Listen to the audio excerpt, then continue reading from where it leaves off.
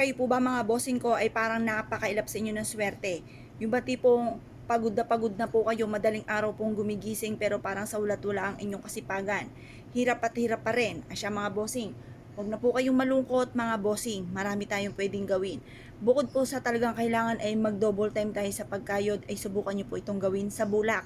Kailangan po mga bossing ko, sipag at syaga, double time sa pagkayod, at pagkatapos mga bossing ko, huwag kang makakalimot magdasal. Ngayon pa mga bossing, mas mainam na gamitan natin ng tatlong bulak. Kasi ang tatlong bulak mga bossing kayo pagagaanin ang daloy ng swerte. Proven po ito mga bossing, basta't may 100% kang paniniwala sa mga gatong mga pamamaraan. Ngayon pa mga bossing, ang gagawin nyo lamang, harap kayo sa may silangan ng 6:30 or kaya po alas 7. Matatapos sa ating mga pampaswerte hanggang alas 8 lamang po ng umaga. At pagkatapos mga bossing ko, tayo po ay mag-wish. Sabihin po dito natin ang lahat ng mga pangarap natin. Halimbawa, gusto ko magkaroon ng malaking bahay. Gusto ko magkaroon ng negosyo na dito na ako yayaman. Magiging matagumpay ako sa lahat ng aking mga pinapangarap. Or kaya po ay magkaroon ako ng magagarang sasakyan, magkaroon ako ng mga bagay na yun nga po yung matagal nyo nang pinapangarap.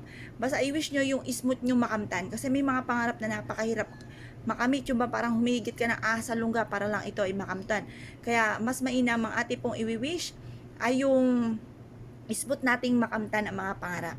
Pagtapos na po kayo mag-wish, ibilad nyo muna ito sa sinag po ng araw ang tatlong bulak. At pagkatapos ng alas 8 ng umaga, kunin nyo po ito. Ilagay sa inyo pong pitaka, ilagay sa inyo pong bag, ilagay sa inyo pong kaha, or kaya po isabit ito sa may main door. Maglagay kayo ng isang, halimbawa, pouch na kulay pula, gold, or green, isabit sa inyo pong main door. At ito po ay makakatulong para maging smooth or maging magaan ang daloy ng swerte. Ngayon pa mga bossing, pwede rin naman na maglagay kayo ng ganito sa ilalim ng inyo pong unan. Pero bagamat ang ating unan ay bulak, pero may mga unan kasi na mga mabibigat na iba po yung mga laman po nito. Pero kung bulak na yung inyo pong unan, okay na rin po yan mga bossing.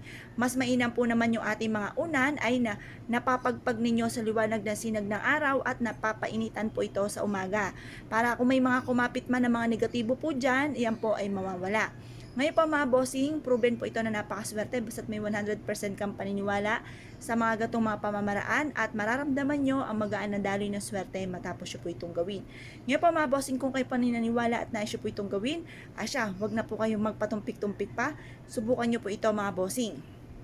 Ngayon pa mga bossing, pwede rin naman po na magsabit kayo ng ganito at lagyan ng kaparanggot na asin at isang maliit na butil ng bawang sa bintana po ninyo kung saan kayo ay natutulog.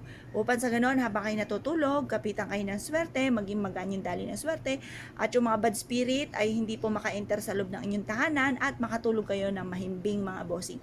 Ngayon pa mga bossing, kung kayo po naniwala at nais po itong gawin, mga bossing, good luck po sa po lahat.